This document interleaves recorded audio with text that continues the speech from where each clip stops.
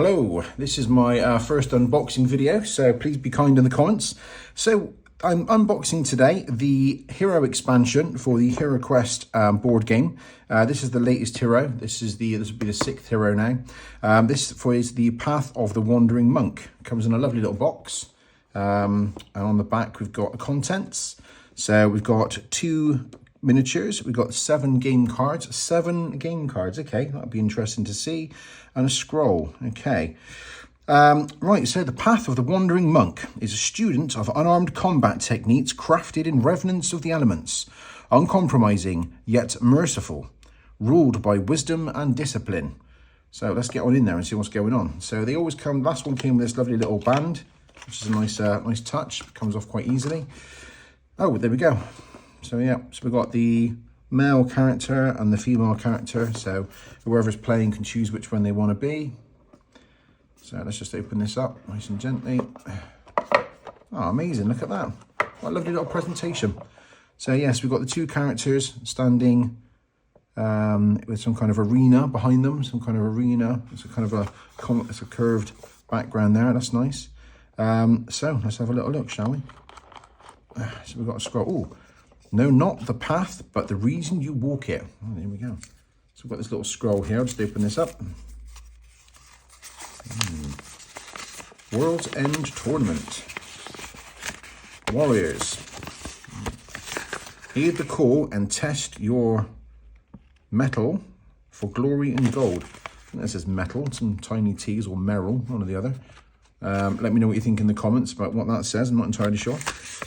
And on the back we have a map. So at some point, I'm guessing on this quest, the monk accidentally wanders into a dungeon filled with monsters. Okay, we'll put that to one side. We'll come back to that. So, pull tab to remove figure insert. All right, here we go. Aha, our cards. Let's put that there. We'll come back to that. Do you know what? I'll put the cards to one side for a moment. Let's have a closer look at the figures. So, oh, this little card pulls out as well, so that's good. All right, the figures are currently taped in by the looks of things a little bit, so let's just get the one out. As always, really good detail on the figures. So, like, yeah, this is the female monk. She seems to be carrying a staff, which is interesting because obviously in the game you can buy a staff which allows you to attack diagonal. So we'll have a look at the cards in a moment and see if that is some kind of additional feature. So, yeah, and this guy... Let's have a quick look. This guy looks like he's enjoying a bank holiday weekend. He's got his shirt off. There we go. So yes, you know, could almost be holding a phone. Yeah, but again, detail there, some kind of sword, or I don't know. Yeah, it's about the length of a short sword, I suppose. But again, really good detail. I'm just going to pop those back in there. What I did with the rogue one. I put the unused character back in the box and popped it up in the loft. Hopefully one day my daughter might want to play, and she may choose to be whichever character she wants, but obviously, you know, she may prefer the female one because at the moment everything's about Disney princesses and such like, which I thoroughly enjoy. Okay, so there's our characters. I'm going to put those to one side. And now, the bit I've been looking forward to, the cards. So 7 cards apparently. Okay, so we've got a rule card to the element style. The monk uses element styles, martial abilities inspired by the elements of air, earth, water, and fire. And there's some simple rules. Each element style contains 2 techniques that can be found on either side of its card. Once per turn, choose one technique to activate. After you use a technique, that element style is exhausted. Okay, so we've got some double-sided cards, but you can only use one side. The element style of fire cannot be used until you have exhausted air, earth, and water. Okay, so you've got to use the other 3 first before you can use the fire. That kind of gives a hint that the fire is probably his biggest party trick. If there are no monsters in your line of sight at the start of your turn, recover all exhausted elemental styles. Well, that's a bit of a con. So I guess I'll always have to try and keep a monster next to the monk. So there we go. Okay. So let's have a look. Okay, yeah, brilliant. So we've got 2 really nice detailed cards for the 2 characters. So let's have a quick read. I'm just going to read one because I'm fairly confident they're both the same on the back. You are the monk, a student of unarmed combat techniques formed in the reverence of the elements. You refuse to use armor or shields. That's good news for me as the dungeon keeper or the evil wizard. Instead, relying on your heightened grace and agility. You may only wield daggers, crossbows, hand axes, short swords, and staffs. So actually, yeah, not so much unarmed combat then. Right, okay, these are our, oh, I see, okay, fair enough. So this is obviously air, that's the air symbol there.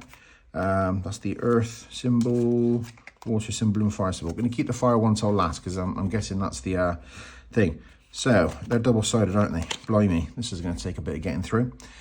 Here we are then. So tidal surge. Activate this technique on your turn to split the total movement roll before and after your action.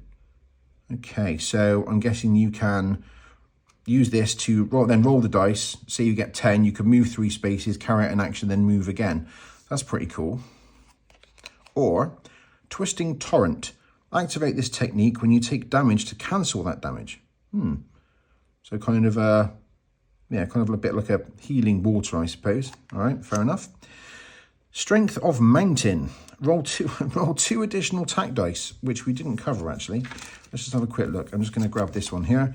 So attack dice is only 1, but good defense, 3 defense dice. And then starting points for body is 6 and 4 for mind. And moves with 2 red dice, which I'm fairly confident is pretty standard for most heroes.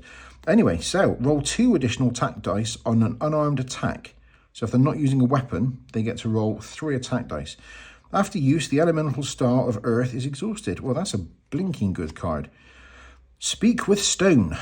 Search for secret doors and traps as one action. Okay, so kind of double up, speed things up a little bit. Not bad. After use, the element star of earth is exhausted. Yes, well, it's kind of repetitive now. We get that. Soaring dragon. So again, this is air. Automatically succeed when jumping over a trap. Okay. That's going to cause some debate. So is that something that's a given? So if they set off a trap, it doesn't hurt them? Or is it something they have to put down and say, I'm using this card? Let me know what you think in the comments.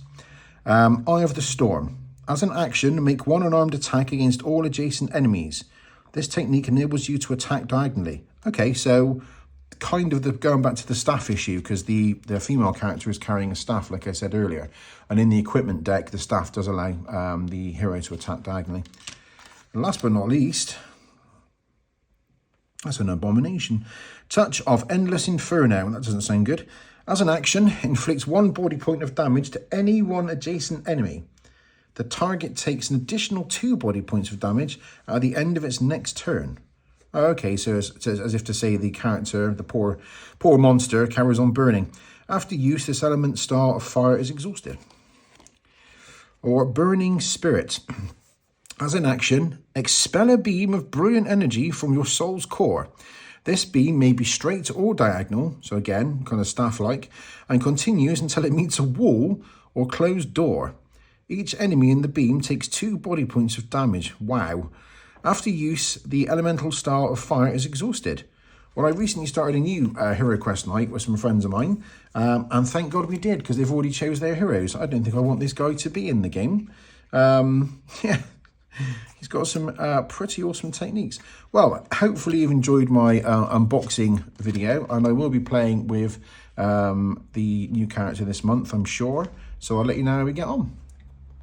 Please remember to comment and like.